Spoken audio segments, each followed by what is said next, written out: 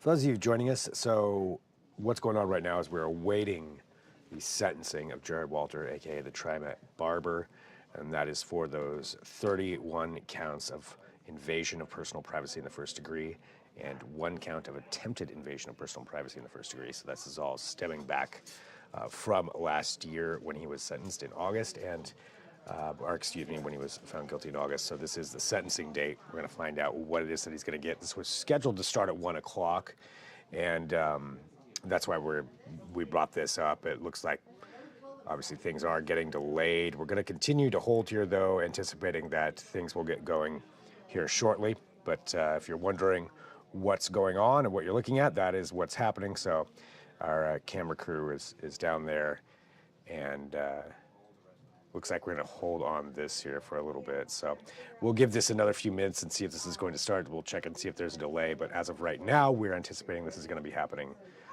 soon. I will let you know as soon as I do if that's not the case.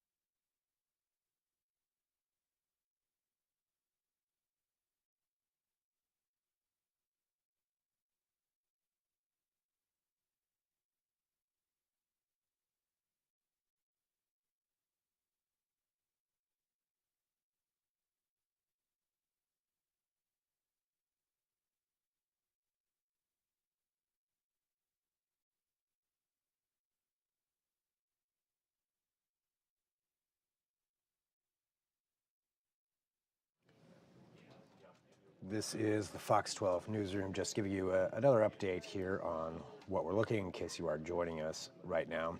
So we are awaiting the sentencing for Jared Walter, aka the TriMet Barber. This is for specifically, the sentencing is for 31 counts of invasion of personal privacy 1. And as of now, the sentencing was scheduled for 1. Looks like we're still waiting for everyone to get there and gather. We will find out what the sentencing is going to be here shortly. And yeah, we'll go from there. So we're going to keep this up here for you. As more information comes in, if we know anything, I'm going to, of course, pass that along. But just letting you know what it is that you are watching right now. We're waiting for this sentencing.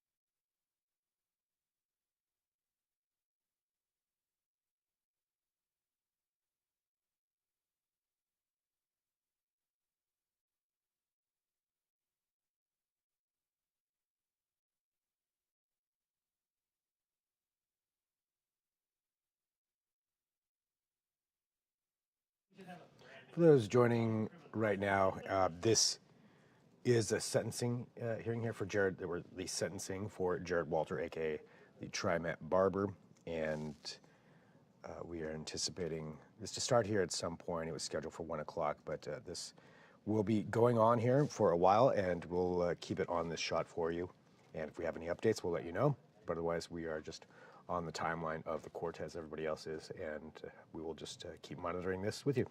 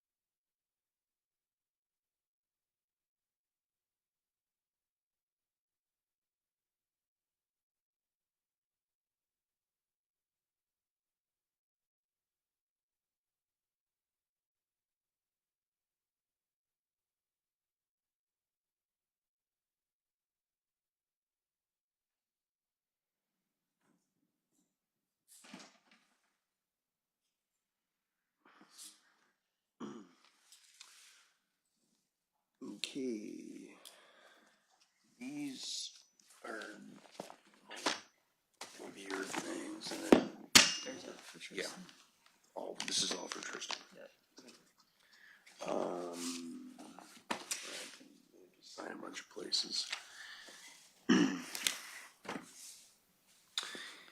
This is the kind of official copy. One thing that I mentioned in the phone call yesterday that we didn't really come to an agreement on, but this came up. So you're actually on probation for harassment. I'm just gonna do 6 months. It's gonna be confirmed. I got credit time for that. Yeah. So that's the only thing that has changed. You just sign right there.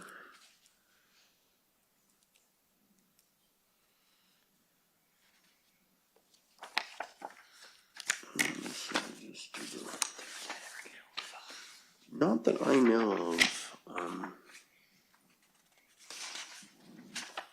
Yeah, I don't know. He might have called the office. Yeah, I saw that. Okay, so then this is the form. You can keep the pen. This is the waiver, the direct appeal waiver form that we read from yesterday. And yeah, it's the last page.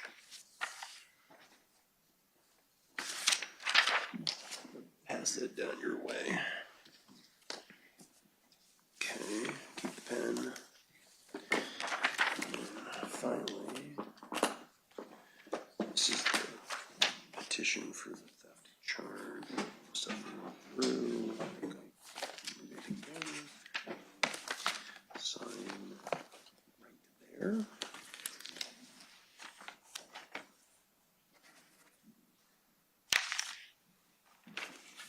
And then one more, even though that's limited. I know we have to have everybody sign that, even though the other document basically says that none of that stuff applies. But you'll have a copy of that. So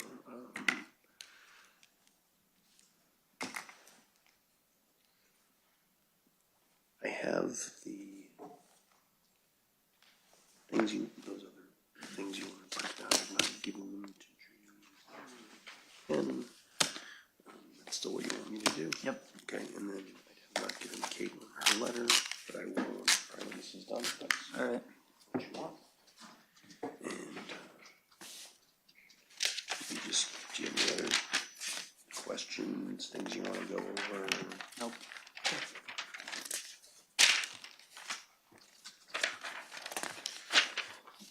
Judge Asher, get going.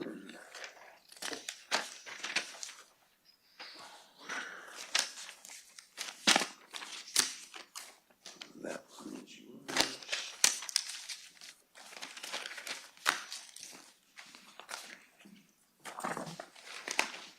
Thank you.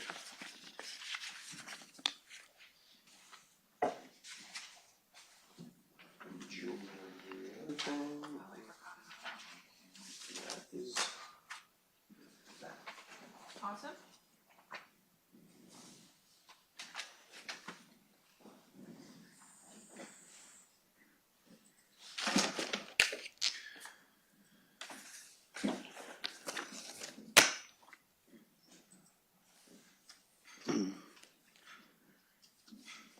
If you want the typed version, then it's basically the top. It's not quite the top, but it's the next thing after, all these things. After all this stuff, the next thing is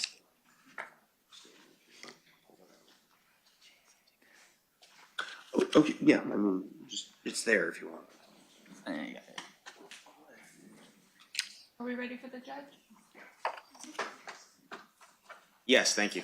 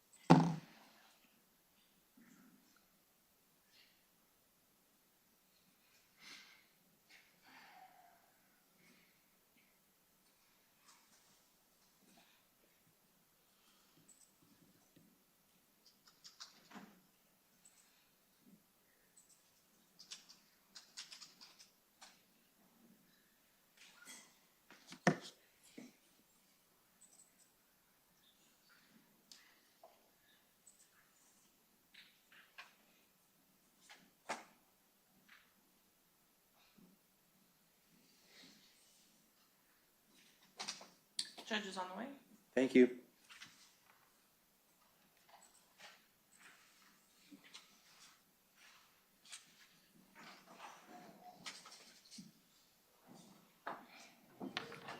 All right, for those joining us, as you may have just heard, the judge is on the way to the courtroom. This is for the sentencing of Jared Walter, aka the TriMet Barber, and we're watching this live with you.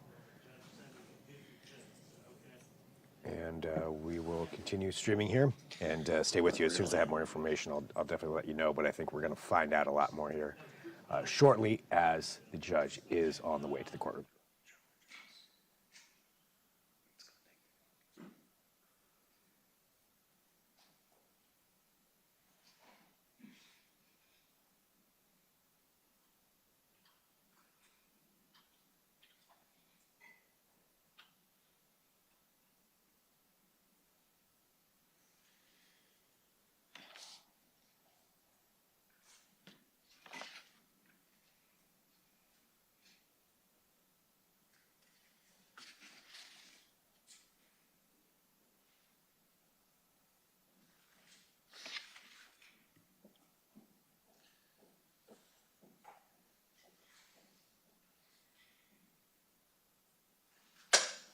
All rise.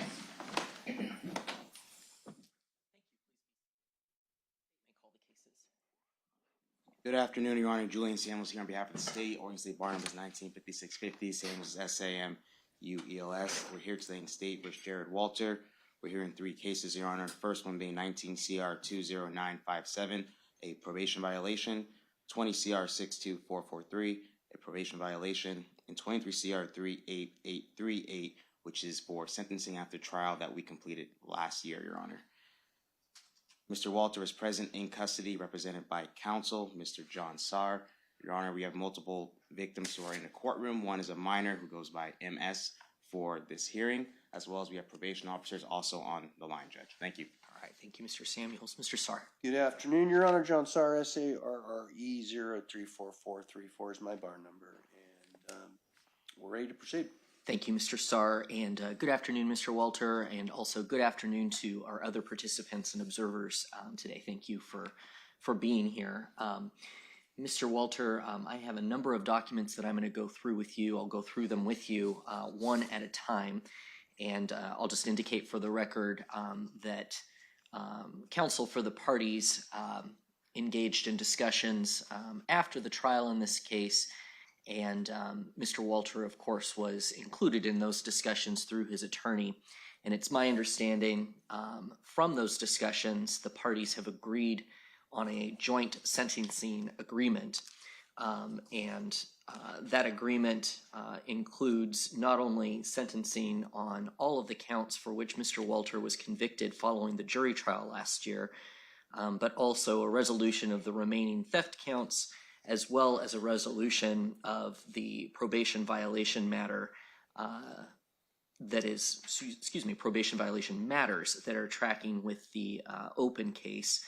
And it's my understanding that joint sentencing agreement includes an aggregate sentence of 256 months of prison, as well as an agreement from the defense that Mr. Walter will waive his appellate and collateral remedies rights. I have also indicated to counsel after hearing about that agreement that I agree with that resolution and that I intend to follow it, so that I don't think that there will be any surprises today. I think that the sentence and waiver of the appellate rights is appropriate in this case, and I think that it is a sentence that adequately and appropriately captures the nature of Mr. Walter's conduct. But I'll say more about that at the appropriate time. Yes, Judge, Mr. if I Sarr. may, I think the court might have misstated the total sentence, but Possibly. Mr. Walters was just concerned, and we when we get there, I've gone through everything. Well, I want to make sure I'm going in with the correct understanding. I'm reading from the page in the sentencing agreement that discusses the aggregate, and it does say 256 months of prison. Am I not right about that?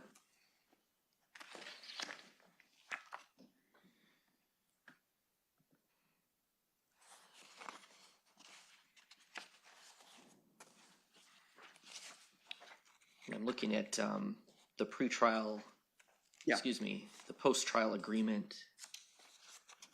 Excuse me, Your Honor, it's 265, it's 22 years. It's actually 264. Okay. I guess I want to make sure that Yeah, I'm looking at the right.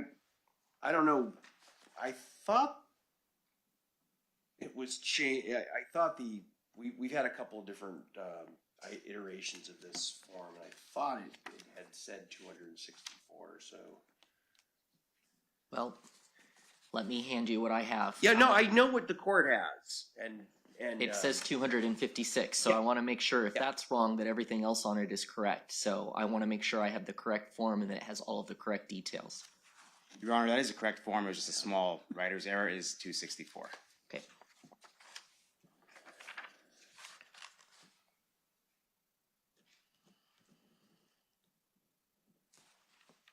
All right.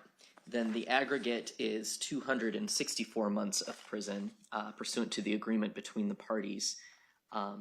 Other than that change, is everything else that I've summarized accurate so far from both counsels' perspective? Yes, Your Honor, and just for the record, the waiver of direct appeal and collateral remedies does have 264 on there. Okay. All right. Thank you. Mr. Walter, do you have any questions before we proceed? Nope. All right. As we go through each of the documents that I'm going to go through with you, you can let me know if you have questions as we go.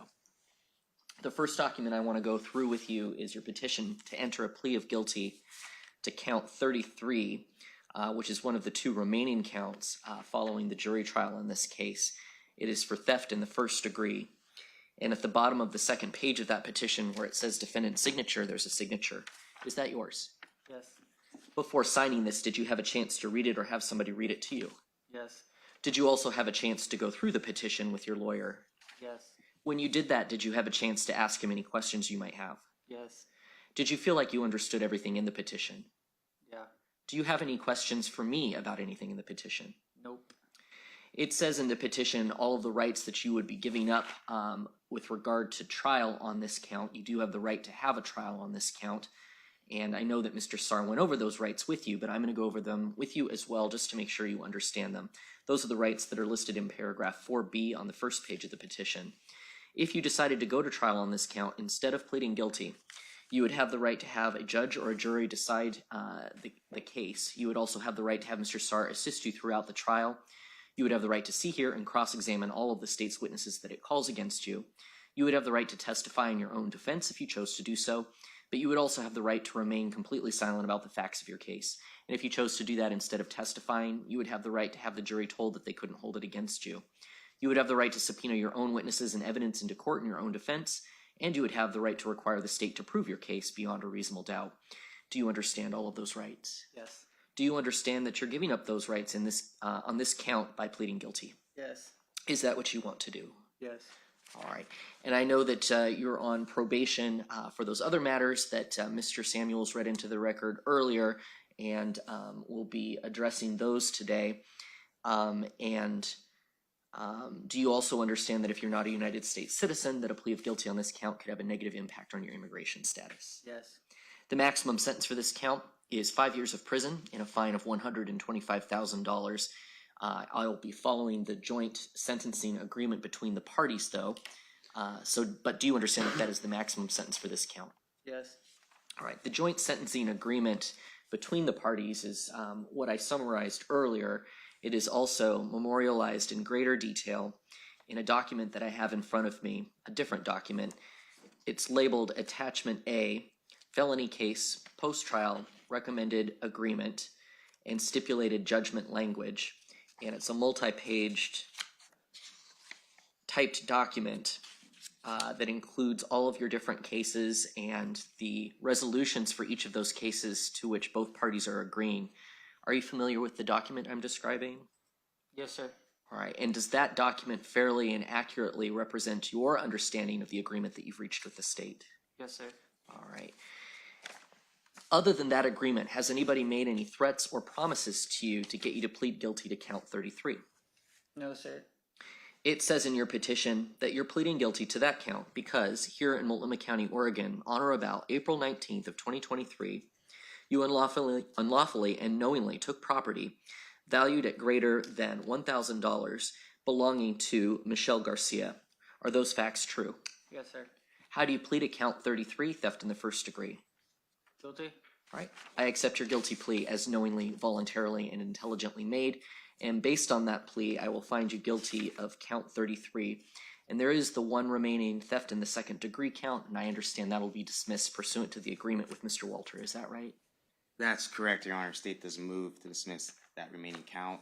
That count would also merge at trial, just for the record. Additionally, Ms. Michelle Garcia, the victim for that theft case, does have to leave at 2:30. I know Your Honor normally want to do victim statements later, but I wanted to bring that to your attention. Okay, we can actually move directly to that right now, just so that she's not held up and we ensure that she's able to disconnect in time for her other obligation. So let's go ahead and unmute Ms. Garcia.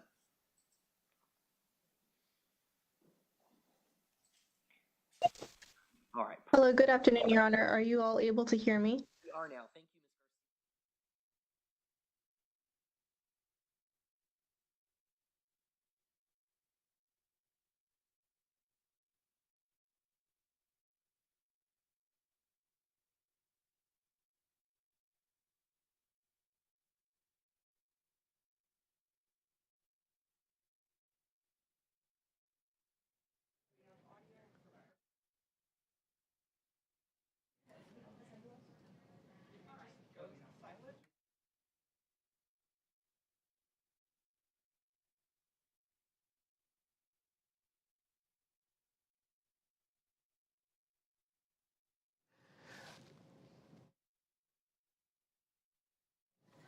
So we did need to switch away from that shot. This is one of the victims giving a testimony, from what we understand, and we're going to respect that. We will bring this back up once the sentencing does continue.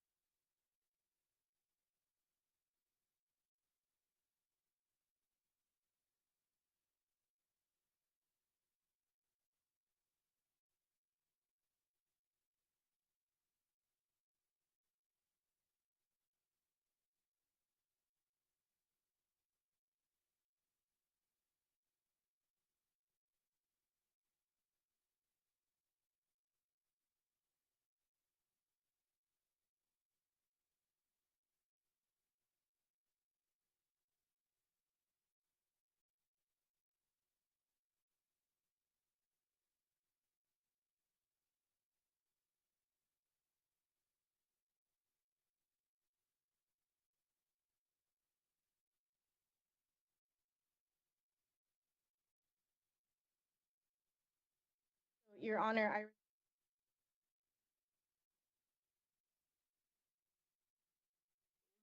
my individual trauma is part of a much wider spectrum, much wider pattern that erodes confidence in public spaces across Portland.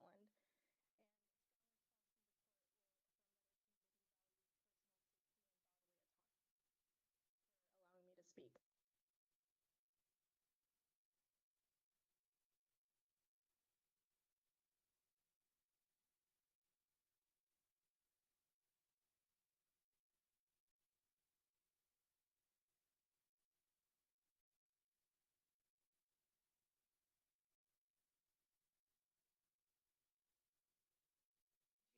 Including additional impact statements.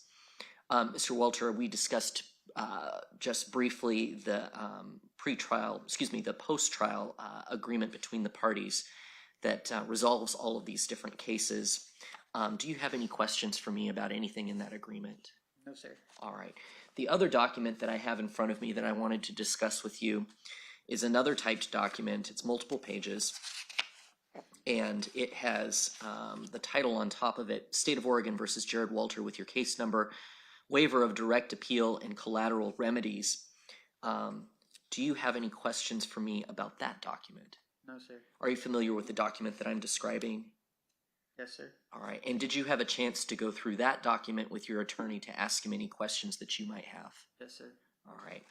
And do you have any questions for me about that, and do you feel like you understood it? Yes, sir. All right. Thank you, Mr. Walter. I do find for the record that Mr. Walter's decision to enter this joint sentencing agreement with the state is a knowing, voluntary, and intelligent decision. I also find for the record that his decision to agree with the state as outlined in the document that I just described to waive his rights to direct appeal and collateral remedies is also a knowing, voluntary, and intelligent decision. And I will accept both the agreement and that waiver. Mr. Samuels, is there anything that you would like to say with regard to the sentencing agreement? Yes, Your Honor, thank you. This agreement of 22 years of prison time for Mr. Walter was agreed to by the state because it brings the victims finality. And not only the victims behind me and on the WebEx, but also victims from 2008 and going forward when Mr. Walter first came to Oregon. Since he's been here, he has been a predator in our community. Since he has been here, women, girls have not been safe. When he is out of custody, every single day, people in our community are at risk of being sexually assaulted. Mr. Walter cannot stop. And this time period of over 2 years in custody will bring the community and the victims some closure, but not all, Your Honor, because he's taken that from them. He's a predator, a sexual predator who will continue to be an issue. And having him in custody for this long time period, state hopes will bring the community a sense of safety, knowing that Mr. Walter won't be out there filming women. Mr. Walter won't be out there cutting hair. Mr. Walter won't be out there as a threat to women in this community,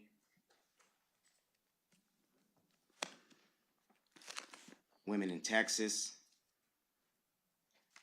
women really across the country, Your Honor, with a conviction history that goes back from 2005. He's a danger. I appreciate the court accepting the joint recommendation, and I appreciate the court understanding how impactful this will be for the community. The community, going forward after this day, will have one predator off the street for at least 22 years. Thank you, Your Honor. Thank you, Mr. Samuels. And at this time, I would like to turn to the additional victim impact statements. Do you know who would like to speak first? Yes, to speak first will be Ms. Corey. Okay.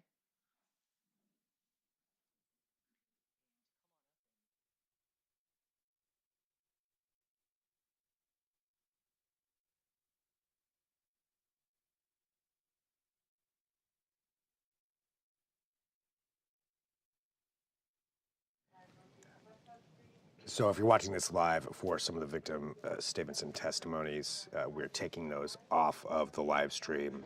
We're monitoring it. We will bring this back once the sentencing does continue, and that's at the wishes of some of the victims.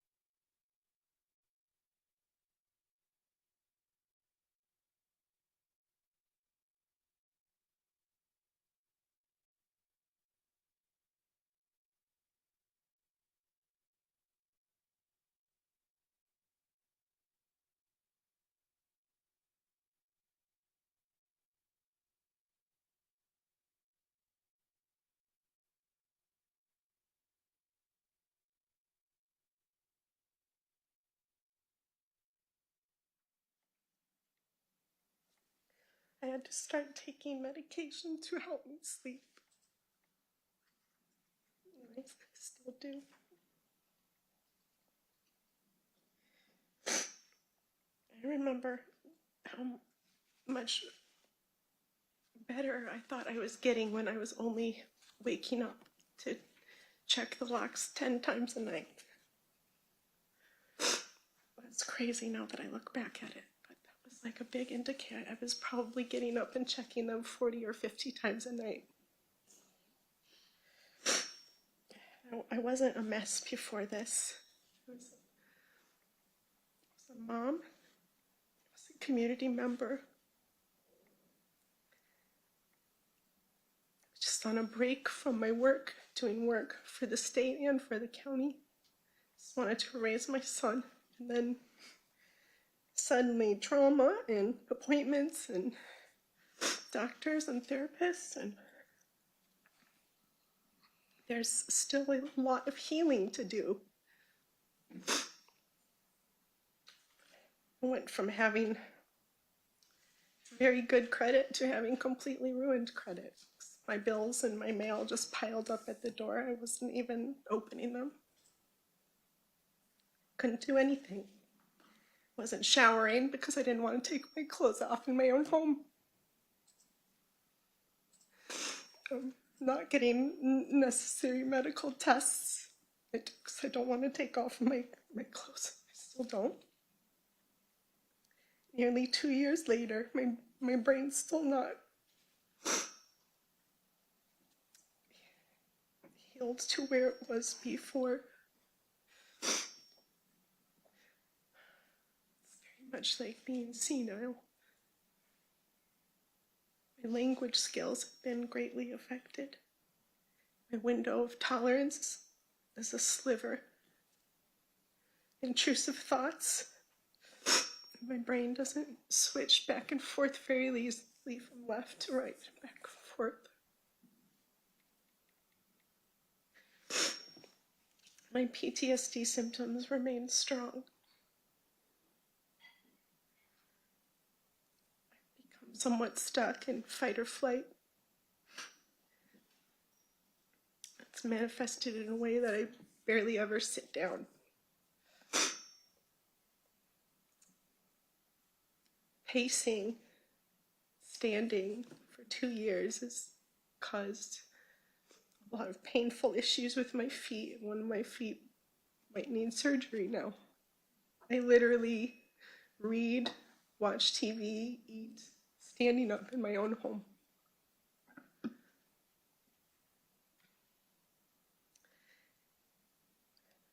Going out in public has been, using public restrooms has become obviously a very scary and difficult thing. Sounds ridiculous coming out of my mouth, but it's true. And it makes sense because of what happened, but that makes it very difficult to go out in public and do things, especially when you have a little kid. During the evidence at the trial, I observed 2 bathrooms that I've personally gone into with my son. Children get sent into women's restrooms alone frequently. He is a terrible threat to women and children everywhere. I saw Jared Walter's shadow in the bathroom that night. I'm still scared of shadows. This has completely ruined my relationships. I still have panic attacks. Sometimes for no reason at all. I'm scared of loud noises and sudden movements. My teeth are damaged from being ground down. I don't understand things the way I used to. I need help doing simple tasks. It's embarrassing. People talk to me like I'm stupid.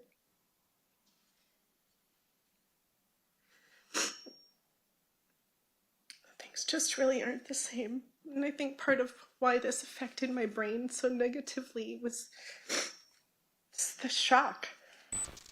I thought I was alone. I didn't realize that there was somebody hiding very quietly in the dark, just 2 feet away from me. It was a jump scare to my soul. It shook and damaged the person that I was. I don't know.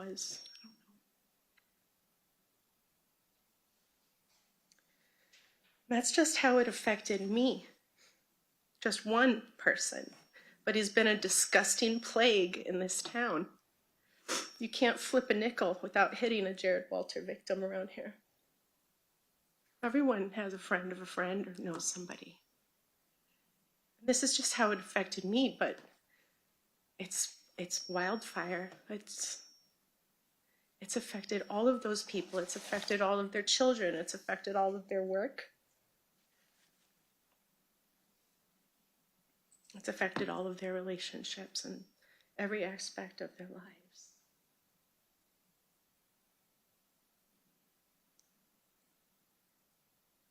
I'm left with the feeling like somebody could be hiding anywhere at any time.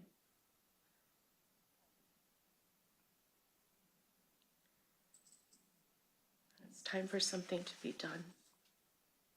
I appreciate you taking care of that. Thank you very much. Julian, thank you. You, Ms. Sotis.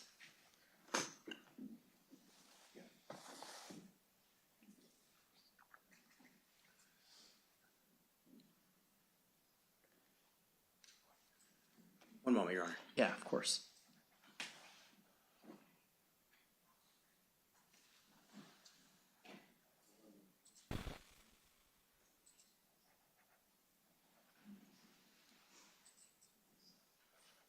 Your Honor, next victim to speak is Ms. Solis, the mother of MS.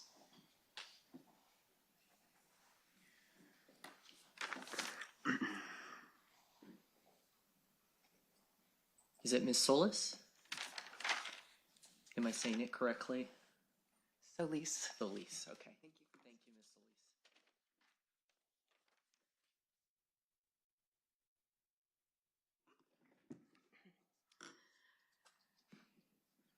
Your Honor, I'm the parent of the youngest of Jared's victims that we know of. You see, many of Jared's victims never knew they were being filmed, so I'm of the mind that there's a good chance that there may have been other minors. I remember my daughter going off to the Timbers game with her dad and her friend like many times before. The next thing that stands out is receiving the text, then phone call from my panicked 15-year-old daughter after she caught Jared Walter filming her over the top of the bathroom stall. I never, as a parent, want to experience that feeling again of hearing the fear and the disorientation in my daughter's voice. There are no words to describe what that experience was like. There's no worse feeling as a mom than the feeling of helplessness in being unable to protect your child. She was confused and afraid and wasn't sure what to do. However, she bravely stood up to the fear and took back control by reporting the incident to authorities, who believed her and took action. During the trial, I learned of Jared's multiple victims, the methodical and devious ways he plotted the crimes, his attempts at cover-up by changing clothes at the scene of his crimes, and his prior history of felony convictions as a sex offender. I was shocked and angry as a chronic offender that he had been able to commit these new crimes undetected for so long. And he would have continued if my 15-year-old daughter hadn't caught him in the act of filming her while using the bathroom. That's not a statement I should ever have to say. It deeply saddens me to know that there are numerous victims out there who never knew they were being filmed in such a vulnerable and private situation. But I'm proud that my girl gave them a voice by taking the stand, though this is something she never should have had to do. And I'm so very proud that she continues to speak out today. My wish and strong recommendation was that Jared be sentenced for life in prison, given his litany and long list of crimes. He is a compulsive offender who will continue to commit these crimes, or worse. He is not a candidate for rehabilitation, and his 30-plus victims that we know of deserve justice. My daughter deserves to know that her voice matters and that she doesn't have to let the anxiety and fear that still plague her win, and that there is one less person out there victimizing women and girls in this way. Thank you, Your Honor. Thank you, Ms. Solis.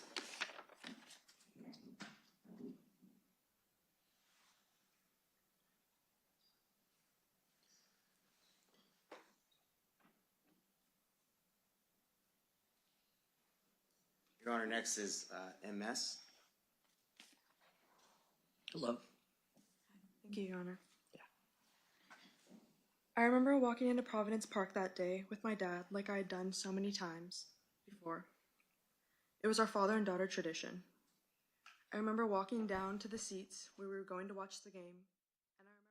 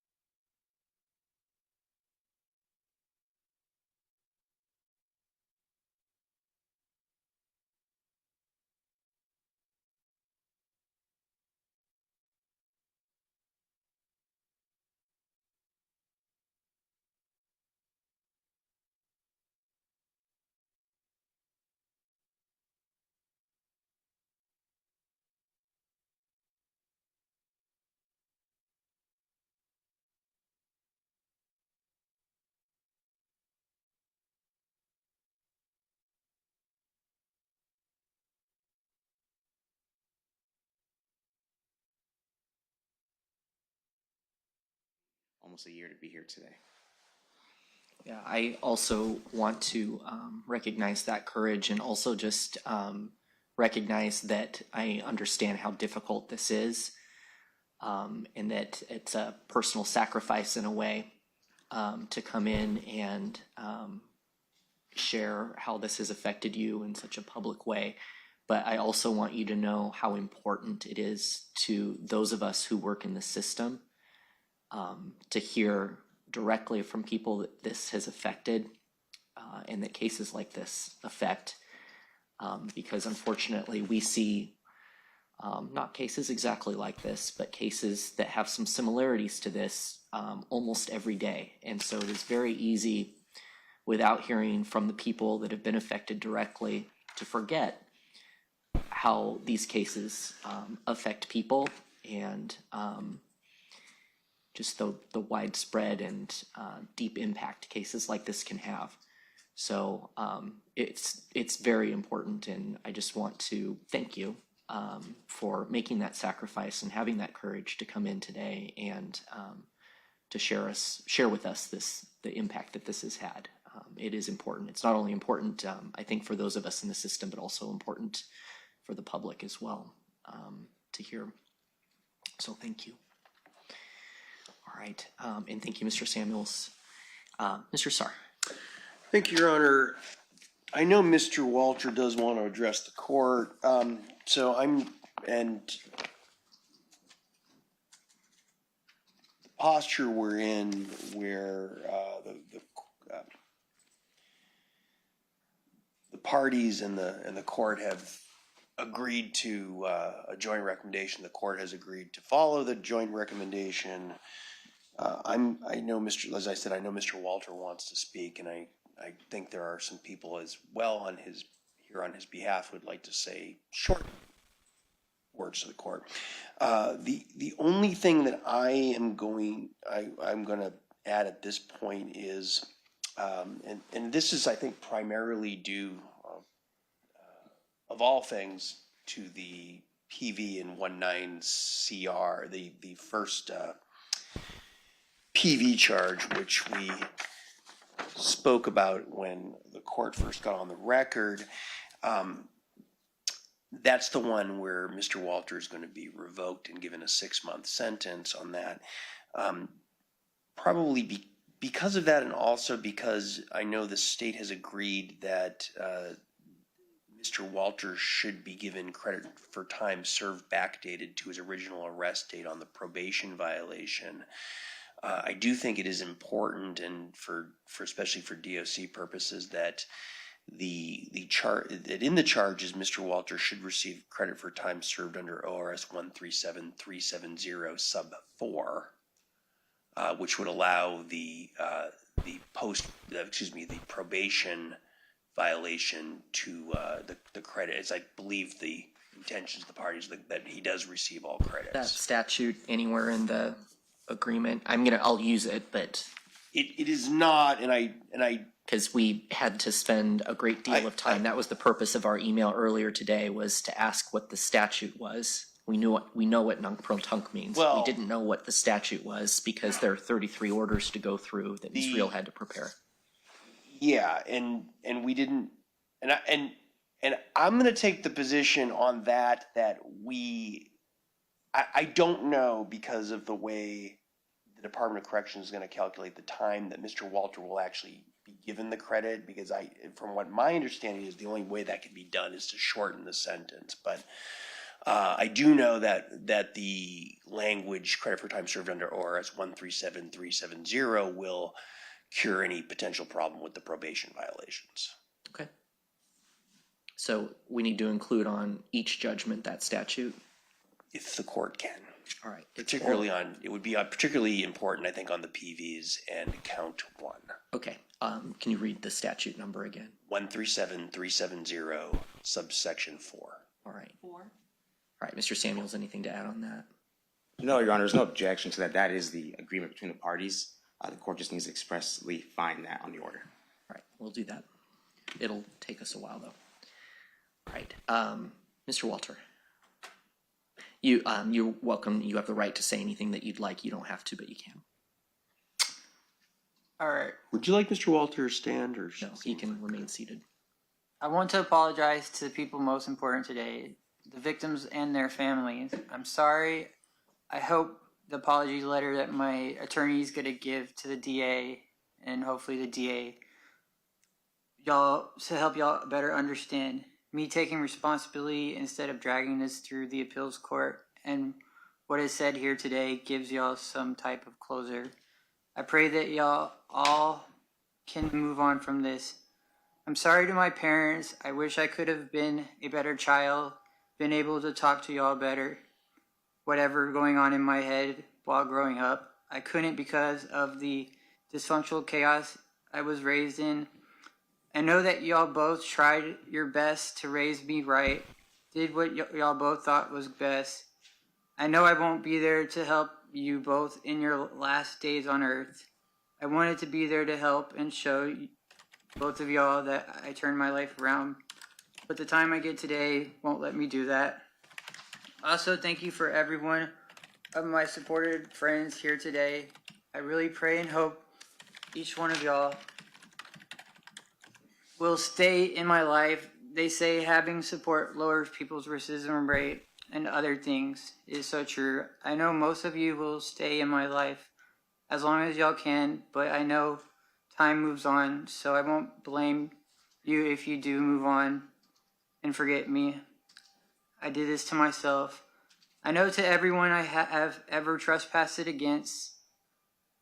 I'm sorry to everyone I have ever trespassed against and the courts for the time that I was used on me for my trespassing on others.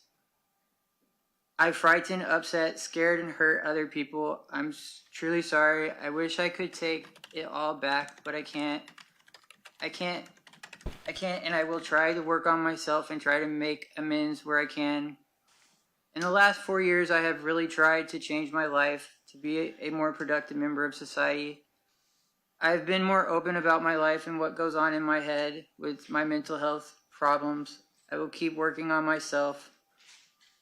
I have been diagnosed with traumatic brain injury, dementia due to head injury, neurocognitive function disorder due to traumatic brain injury, speaking learning disorder, writing and reading, mood disorder, anxiety disorder, major depression, and they say I have an IQ of 84.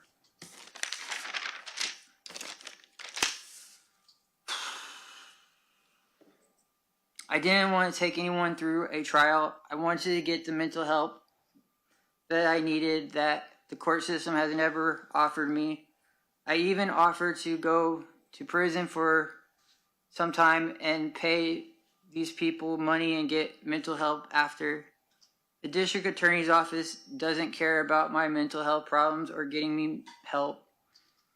They didn't even consider it in this deal. They were seeking life without the possible parole or dangerous offender. They dropped those, but they told my attorney that if I didn't take a deal, they would ask for 70 years max. Now I'm getting a sentence like I killed someone or raped someone, or I did a measure 11 on crime. A guy I know that killed 3 people accidentally attempted to kill someone only got 20 years. There's other people that commit Jessica law when they do something to a minor under age of 15 sexually. They get 17 to 15 years when they're supposed to get a mandatory of 25 years for physically touching someone sexual.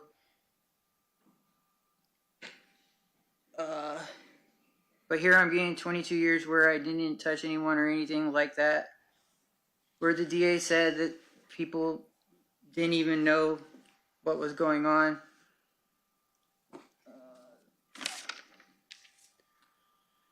I have a ton of mitigation factors. Dementia, mental capacity, degree of harm or less attributed to the current crime of conviction was significantly less than typical. Recommend treatment program is available and the offender can be admitted into within a reasonable amount of time. And I have a long standing of well-documented mental health concerns. I even try to work with the DA on. Well, I wish I could go back and change my traumatic brain injury I had when I was 1 or 2 years old. I was in a baby walker and tumbled down a flight of stairs. I had some teeth through my lips, bloody face. I was rushed to the emergency room. The doctors throughout my life have told me that that accident has changed my whole life. It also didn't help that I have had other traumatic brain injuries through my life. If anyone wants to know or reach out, I don't mind talking about it. I understand I broke the law, Judge. I ask you to take everything into consideration here today. Thank y'all for all listening, and I'm sorry. Thank you, Mr. Walter. And I just want to acknowledge and apologize for the noise that many of you are hearing. I think that we've got somebody from facilities coming up to check on it. We've had that noise once before in one of the, I think, conference rooms. And we'll have somebody look at that, but we'll continue in the meantime. And Mr. Sarr, I think that you mentioned that there were a few people from the community who wanted to make short statements on Mr. Walter's behalf. Let me check. Sure.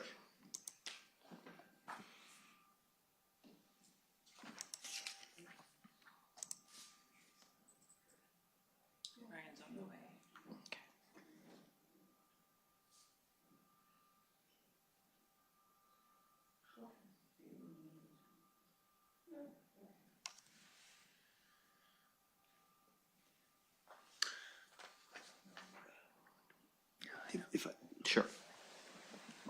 okay. I actually don't think anybody else wants to make any statements at this time, Judge. Appreciate it. Thank you, Mr. Sarr. But I do briefly want, I do want the court to know, and I know the court has reviewed the PSI report, and there is documentation that while we were never able to find exactly when the TBI occurred, but there is documentation in Mr. Walter's history, which I know the court can imagine, and the court probably would understand is fairly exhaustive. And the various diagnoses that Mr. Walter spoke about in his statement did exist, and they do affect him. Of course, in our posture here today is Mr. Walter really, I would say, thoroughly did negotiate with the state here. There was a lot of back and forth. And rather than Mr. Walter decide to, as he already said, to prolong this with appeals and post-conviction remedies, he's decided that the best thing to do is to go forward and accept responsibility, and he decided that this particular sentence that the court has agreed to impose is something he can live with here. But I do, of course, from my point of view, is I do hope Mr. Walter is able to do what he said he can do, or he will do while he's in Department of Corrections custody, get programming that is available, and take advantage of that. And I hope Mr. Walter is able to come out with some programming, hopefully some psychological help. Thank you, Mr. Starr. As I indicated before, I will follow the sentencing agreement between the parties. I do think it's an appropriate resolution. Mr. Walter is correct. There are a number of cases that perhaps some would consider to be more serious than this one. I don't know that I consider them to be more serious than this one, and I'll explain what I mean by that in a moment. That have sentences that are close to this one, or maybe even slightly less. But I do think a sentence of this length is absolutely appropriate. I have rarely seen, if ever, a case that has affected so many people so deeply. I think that the human loss from this case and Mr. Walter's behavior is impossible to measure and calculate. It extends beyond the victims of the counts for which the jury found Mr. Walter guilty. As one of the other victims mentioned, these are only the victims we know about. And as some of the statements that we heard this afternoon demonstrate so well, that human loss and the damage goes beyond even just the direct victims. It affects all of the people who are close to those victims, their mothers, their fathers, their siblings, their partners, their children. And it just has sent a devastating and horrible ripple effect through our community. And I don't know that I've ever seen a case like this one that's had that widespread of an effect on people on such a deep and personal level. This case is truly unique in that way, and that is why it absolutely justifies a sentence of the length as the one that I will impose. I'm not going to reiterate what the victims already said so well, and that I could never say as well, about the terror and sense of violation that Mr. Walter's behavior caused. And I will just say that I think that I will always wonder how their descriptions of that terror and sense of violation register for Mr. Walter, if they do at all. And unfortunately, I fear that perhaps that terror and sense of violation was the point for Mr. Walter. And that is a chilling thought. and it is another reason that this sentence is appropriate. It is also appropriate because it is my hope that the waiver of the right to appeal and collateral remedies will also serve to give the victims a sense of closure that our system can often not provide. And at least perhaps we can provide it in this case. With that said, I will follow the agreement of the parties, and I'll do that now. Beginning on the case for which we received the jury trial findings last year, it's 23 CR 38838, count 1. The grid block is 6A, and I will impose the presumptive sentence of 30 months of prison. That will include eligibility for all credits. All of these sentences that I'm about to impose will. They will include eligibility for all credits, including credit for time served and good time and work time credits. They will not include eligibility for programs such as alternative incarceration programs. I will order that the sentences also be served nunc pro tunc, relating back to the date of Mr. Walter's original arrest on his probation violation matter that is pursuant to the agreement of the parties. And I will also impose on all of these sentences the required 24 months of post-prison supervision. And I will also include the recognition that each offense is a sex offense under Oregon law, specifically ORS 163A.005 sub 5 sub small w.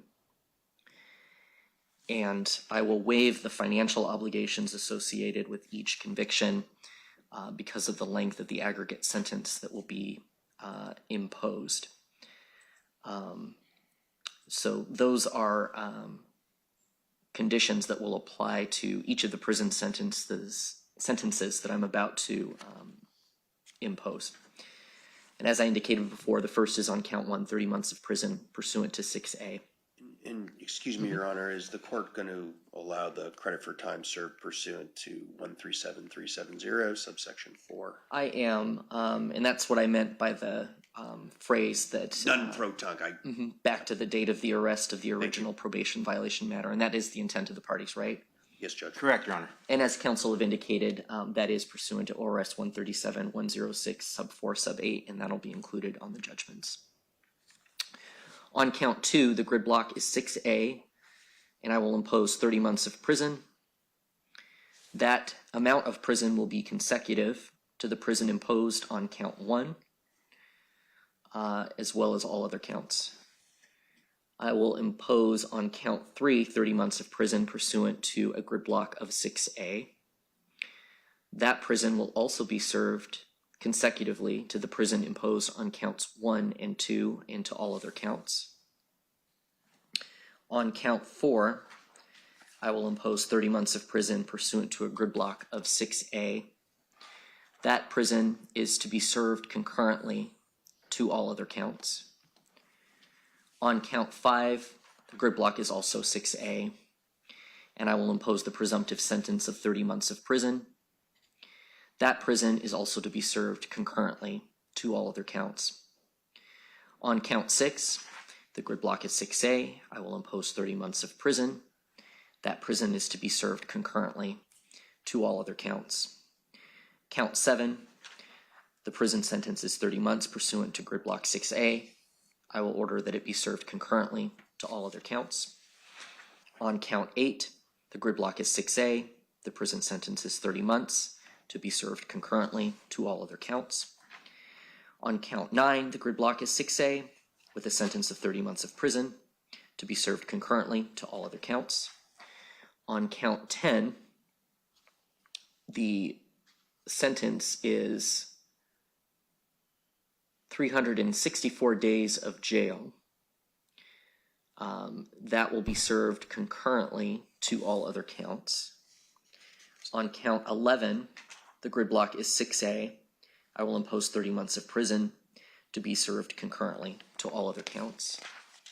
On count 12, the grid block is 6A, and I will impose 30 months of prison. This amount of prison will be served consecutively to all other counts. On count 13, the grid block is 6A. I will impose 30 months of prison to be served concurrently to all other counts. On count 14, the grid block is 6A. I will impose 30 months of prison to be served concurrently to all other counts. On count 15, the grid block is 6A, and I will impose 30 months of prison to be served consecutive to all other counts. On count 16, the grid block is 6A, and I will impose a prison sentence of 30 months to be served concurrently to all other counts. On count 17, the grid block is 6A. I will impose 30 months of prison, and this amount of prison will be served consecutively to all other counts. On count 18, the grid block is 6A, and the prison sentence is 30 months to be served concurrently to all other counts. On count 19, the grid block is 6A. The prison sentence is 30 months to be served concurrently to all other counts. On count 20, the grid block is 6A. The 30 months of prison will be served concurrently to all other counts. On count 21, the grid block is 6A. The 30-month prison sentence will be served concurrently to all other counts. On count 22, the grid block is 6A. The 30-month prison sentence will be served concurrently to all other counts. On count 23, the grid block is 6A. That prison sentence of 30 months will be served concurrently to all other counts. On count 24, the grid block is 6A. That prison sentence of 30 months will be served concurrently to all other counts. On count 25, the grid block is 6A, and the 30-month prison sentence will be served concurrently to all other counts. On count 26, the grid block is 6A. The 30-month prison sentence will be served concurrently to all other counts. On count 27, the grid block is 6A. The 30-month prison sentence will be served consecutive to all other counts. On count 28, the grid block is 6A, and the prison sentence of 30 months will be served concurrently to all other counts. On count 29, the grid block is 6A, and the 30-month prison sentence will be served concurrently to all other counts. On count 30, the grid block is 6A, and the 30-month prison sentence will be served concurrently to all other counts. On count 31, the grid block is 6A, and the 30-month prison sentence will be served concurrently to all other counts. On count 33, theft in the first degree, the grid block is 2A.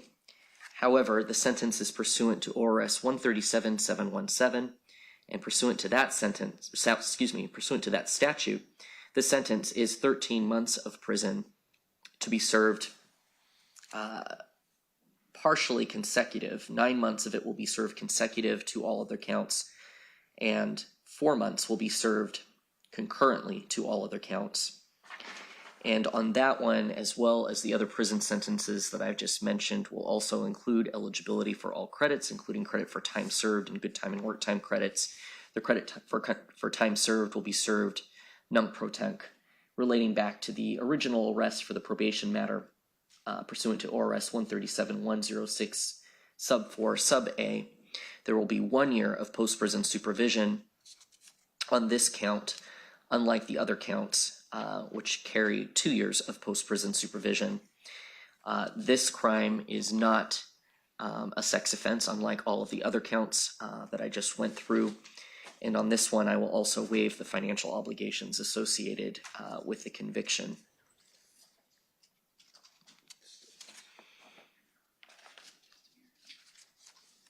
For that open case, and all of the counts I just went through, the aggregate sentence for just that case is 219 months of prison, followed by the 2 years of post-prison supervision on a majority of the counts, with credits, as I've described earlier. I'll move to 20 CR 62443. That is one of the 2 probation violation matters that we are addressing this afternoon. And on count 1, also invasion of privacy in the first degree, I will revoke probation. The revocation is based on the new convictions on the 23 CR case. And I will impose, pursuant to the grid block on that count of 8A, 45 months of prison, which is the maximum on that grid block. I will include all credits, including credit for time served and good time and work time credits. The credit for time served will relate back to the arrest of the probation violation matter under ORS 137.1064A. I will deny eligibility for all programs, including alternative incarceration programs, and I will order that this sentence be served consecutively to the prison imposed on 23 CR 38838. There is also 15 months of post-prison supervision on this count. The term of post-prison supervision is reduced to 15 months to fit within the statutory maximum for this count. And I will waive the financial obligations associated with that revocation sentence. On the last probation violation matter, 19 CR 20957, count 4 harassment remains. I will revoke probation on that count, and I will impose 180 days of jail. Again, with all credits.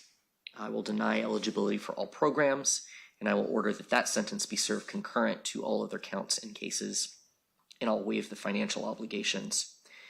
The last count that remains on that case is count 8. Both of those counts are harassment. I will revoke probation. The basis for both revocations is the new convictions on 23 CR 38838. And I will impose 180 days of jail with eligibility for all credits, no eligibility for programs, and to be served concurrently to all other cases and counts with a waiver of all financial obligations on that count as well. The aggregate sentence pursuant to the agreement that the court intends to impose with each of those cases is the 264 months of prison, 22 years. And I believe that that addresses all of Mr. Walter's matters that are pending before the court. Mr. Samuels or Mr. Sarr, anything else for the record, and have I missed anything?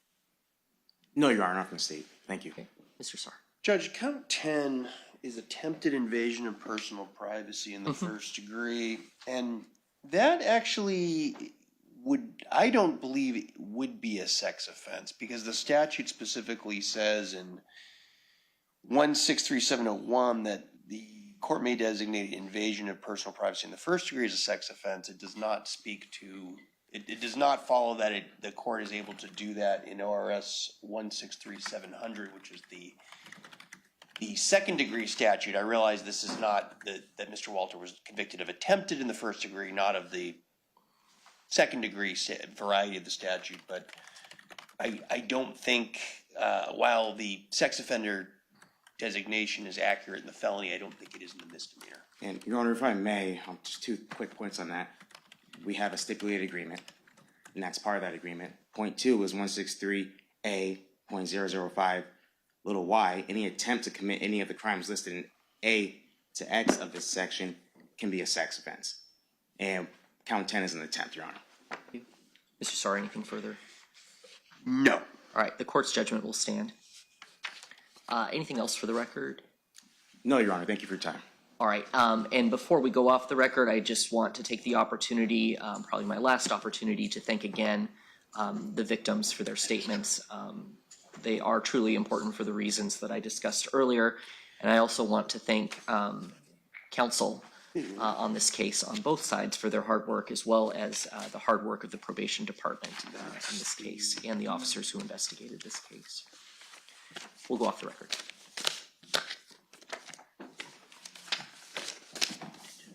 We did. Oh, sorry. That's okay. Non-pro temp person as well. Well, I think I wrote down this. Did I write down the wrong? I swear that it's our staff. 137.106 sub 4 sub A. You have what? 3 sub 4. Maybe I. I need the correct statute again, for the nunc pro tunc language. 13